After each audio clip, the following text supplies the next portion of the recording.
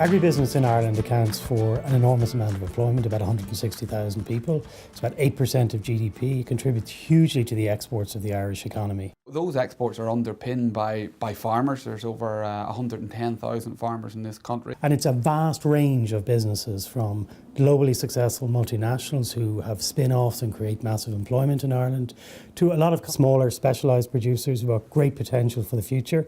They're not yet creating a lot of employment, they're not creating huge exports, but they really have significant potential in terms of the quality of their products. We felt in the Farmers' Journal that it was about time that there was a special publication looking and highlighting at what's going on within that very huge sector. We spent a long time thinking what should be in the supplement, and there are a number of sections that I'd encourage people to go and have a look at, because there's a lot of good stuff in there in terms of exporters, developing of export markets, etc. But one of the things we felt we should do was a survey.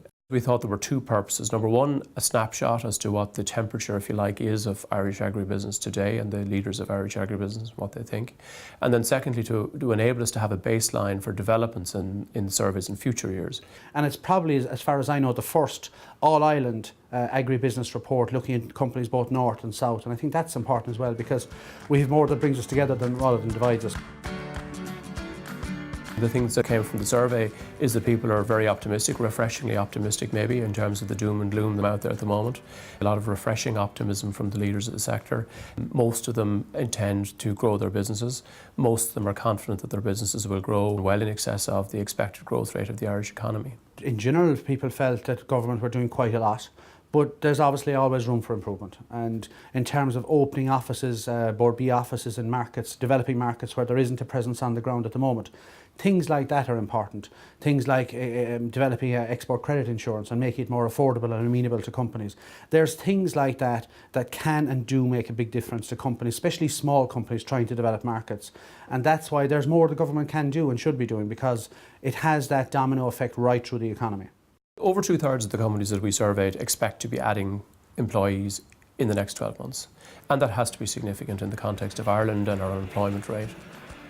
Agribusiness is very, very important to KPMG. We have offices in any country in the world that people want to export to.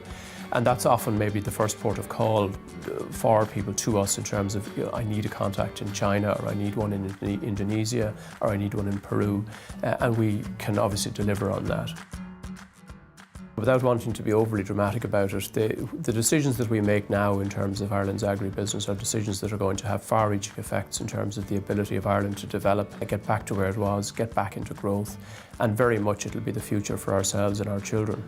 As food producers, Ireland is ideally positioned. We've got an excellent brand reputation, we've got a competitive production base, and we've got farmers that are willing to embrace change, and I think that positions us very well. One thing we're realising as the global markets change, Ireland and indeed Irish agriculture is no longer just determined by what happens in Europe. This is a global market in which we're producing beef, dairy and a host of other products for. So I think the global footprint of KPMG, combined with the knowledge of the Farmers' Journal at farm level of the sector, makes this an excellent report and indeed an excellent partnership.